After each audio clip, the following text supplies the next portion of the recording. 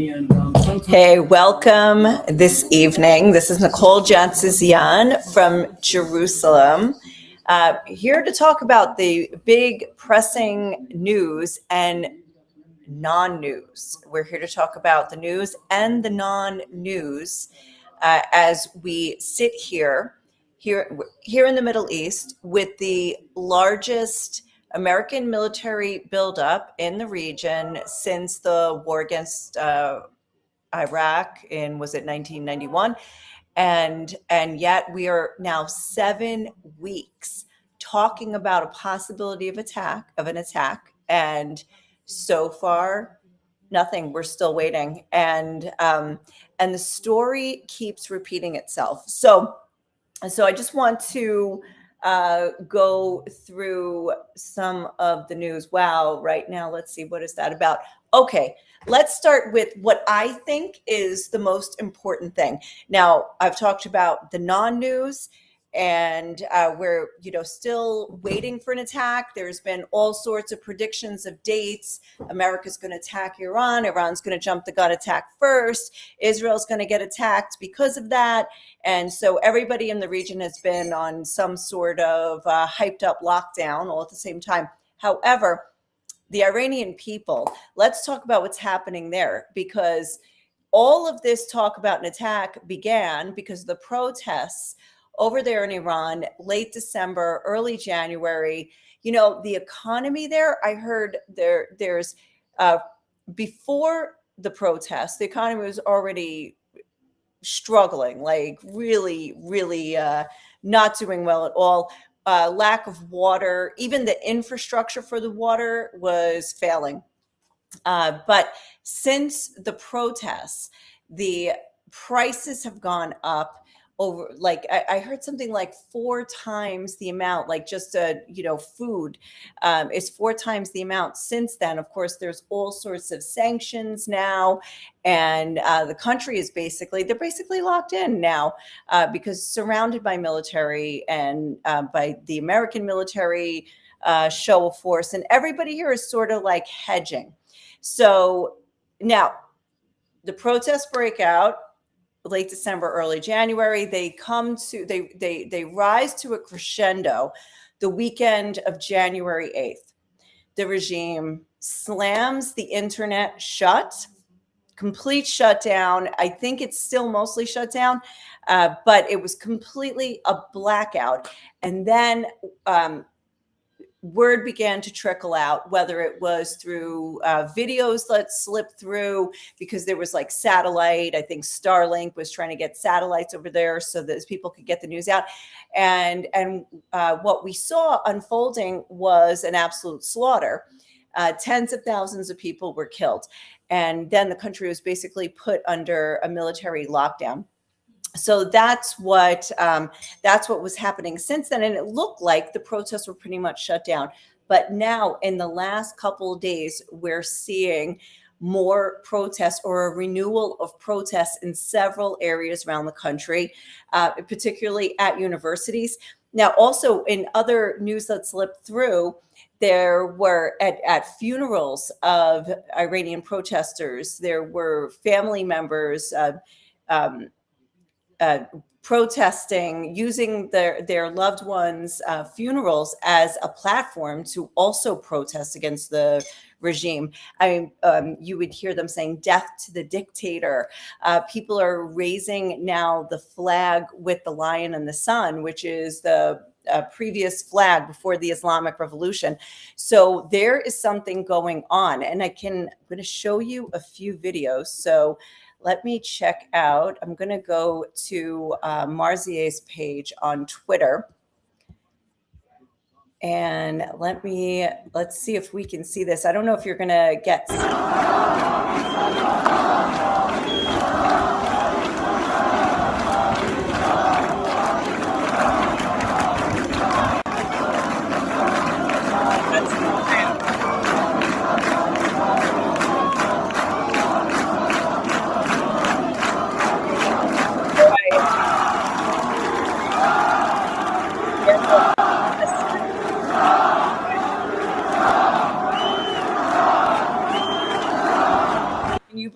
So this is what's happening in Iran. I just want to make sure it really was in Iran because there are protests going around all over the place. Okay, so here's another one. The Basijis, who are, it's kind of like a law enforcement arm, the Basij, a law enforcement arm of the IRGC, the Islamic Revolutionary Guard Corps. And they brought a Palestinian flag, but brave Iranian students responded by chanting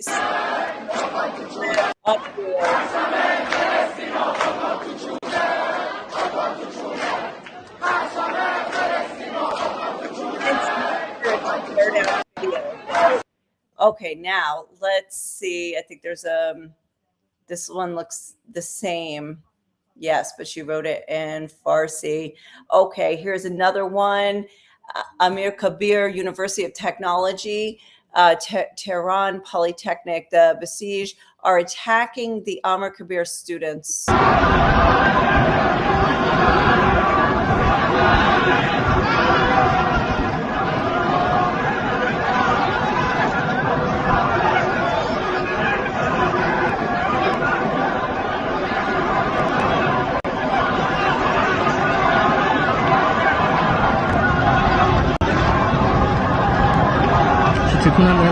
All right. So anyway, as you can see, there are these uprisings going on in Iran right now. So more people who are saying, okay, enough is enough.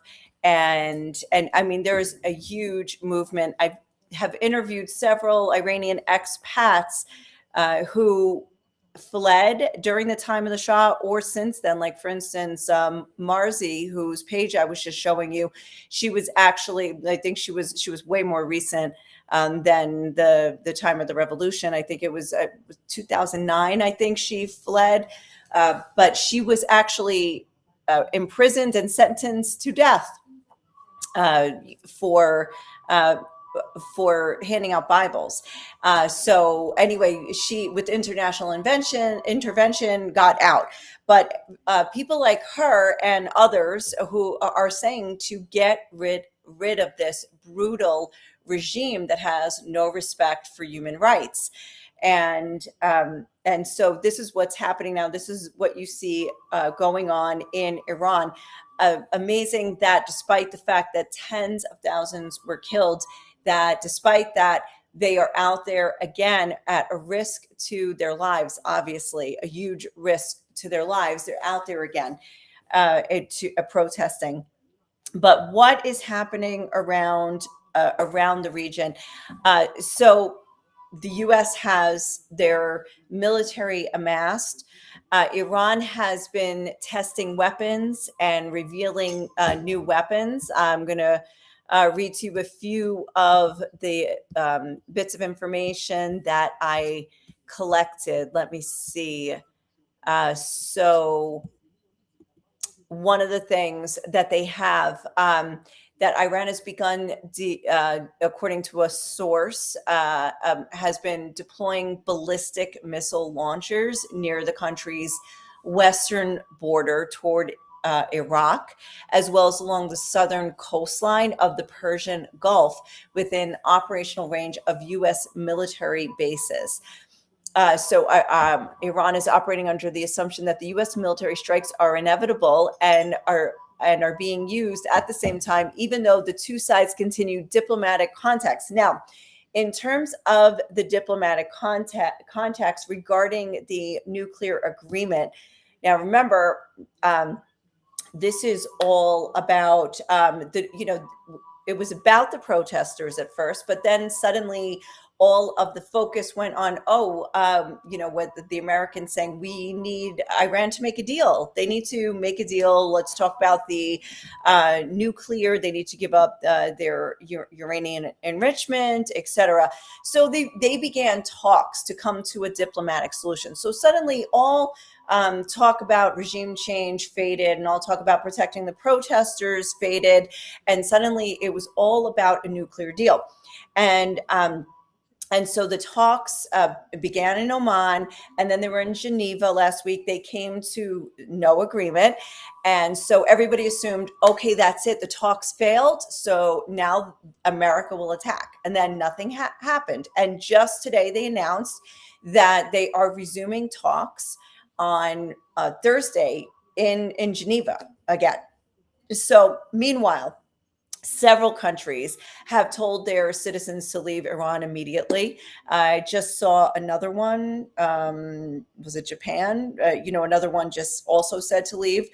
And so they're all getting their people out of Iran. They're saying to get out. I'm looking to see if there's another thing. But I see, hey, Mary, let's see. Do you know anything about the drone that has disappeared? No. Tell me about the drone that has disappeared. I must need to know about that. Where did it disappear? Give me some more information about where that's from. All right, so we've got multiple aircraft carriers that have all sorts of American aircraft, refueling jets.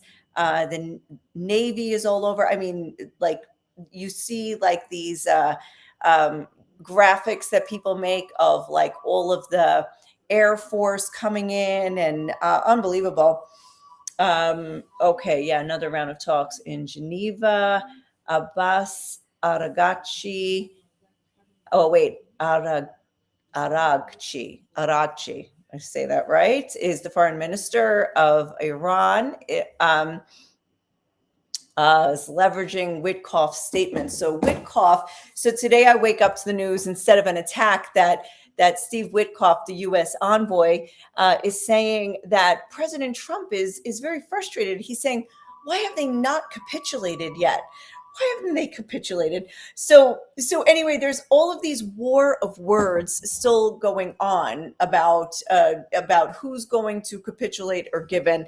And meanwhile, everybody has given up being on high alert except for the militaries in every country. There was a whole big alert last week. Some news went out like that Israelis were told to change their emergency status from like activity as usual to don't even leave your house, stay within 10 seconds of a shelter and all this stuff. And it was like, that was not true. That was totally not true. So anyway, so we're, everybody here has like backed down, but the military in general, I mean, the militaries all around the region are all over it. Another thing, I think I read somewhere that the Ayatollah in Iran has named a successor to himself. But meanwhile, just in case, because they're talking about whether or not the strike would be just like a targeted assassination of just the supreme leader, and then hoping to, I guess, trigger regime change. And then if that happens, who would then be the supreme leader? Because the regime in Iran is not so much just about politics, but it's theological as well.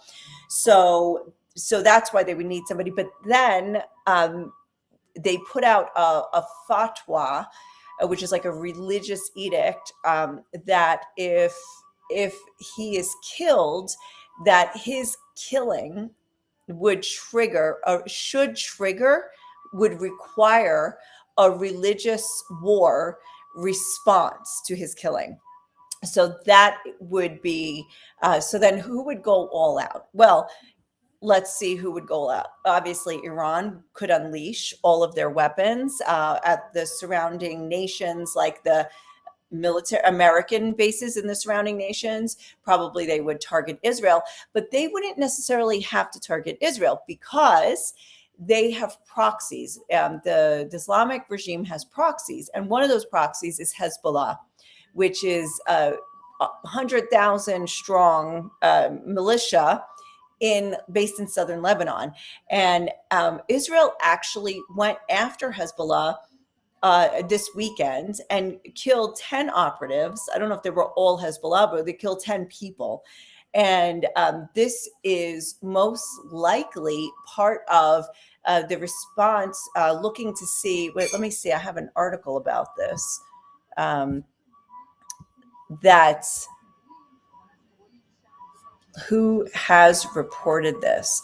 Okay, the Saudi outlet Al Arabiya is saying, citing sources close to Hezbollah, they're saying that the group, that Hezbollah has been effectively taken over by officers from the IRGC, the Islamic Revolutionary Guard Corps, and that they are basically running Hezbollah. Now, Hezbollah has pretty good military capabilities. They were involved in a war with Israel when Hamas attacked on October 7th. Hezbollah jumped in as well and what was basically pummeling Israel from the north at the same time. And of course, the fear on the ground here is that that could happen again. And so while Iran could focus then on the American bases and American targets in the area, Hezbollah and of course the Houthis in Yemen could just take on Israel.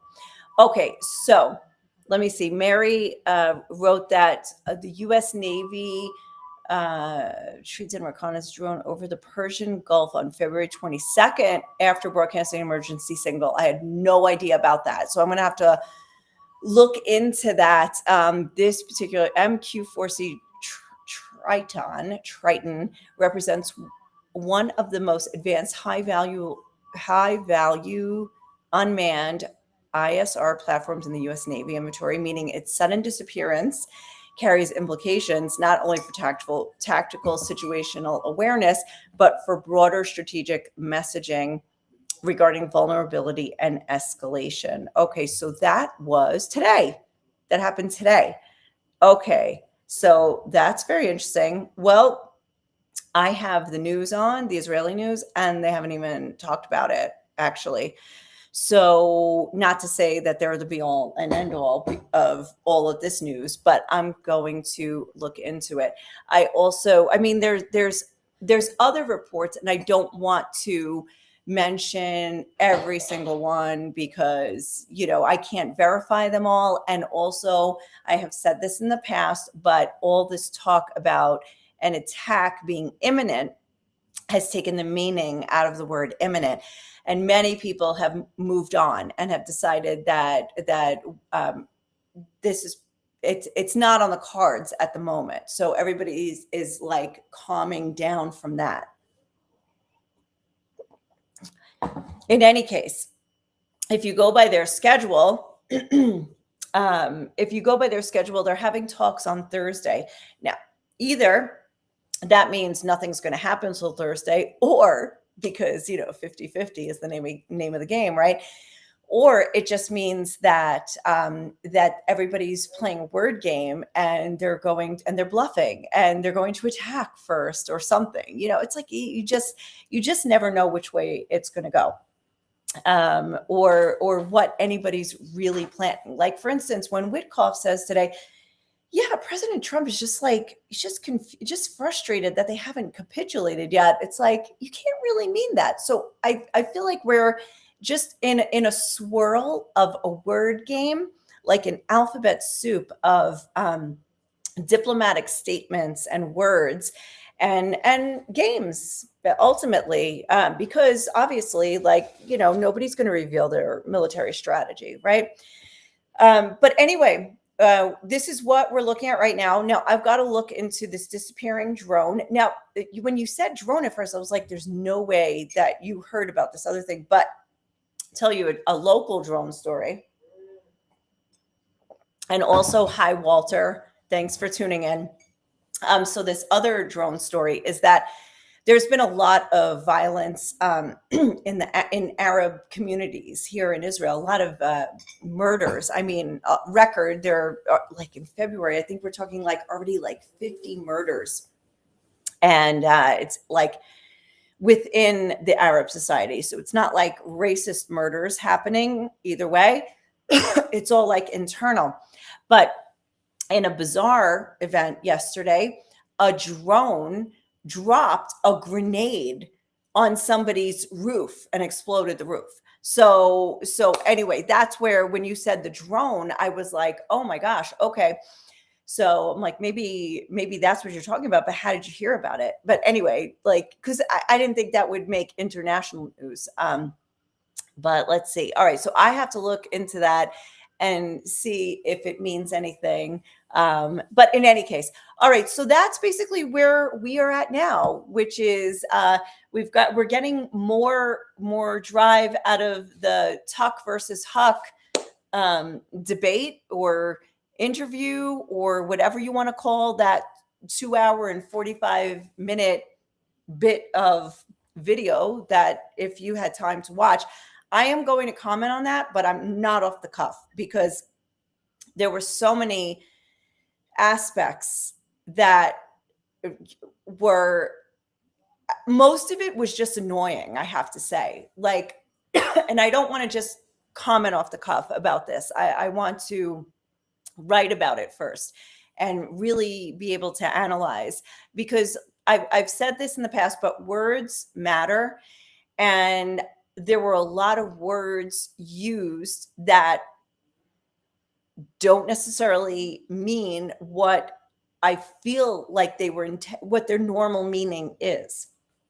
Anyway, just in the intro, there were words like thugs, and there was another one where I was just like, okay, like this isn't journalism totally. But anyway, are we ever dealing with journalism anymore is what I wonder these days. But okay, so thank you for joining. Thanks for being on the watch over here with us. And I think the big takeaway today is that the protests are picking up again in Iran. And it looks like the people there are saying, we'll just take matters into our own hands because it doesn't look like anybody's coming. So anyway, thank you so much for joining, and I will catch you next time.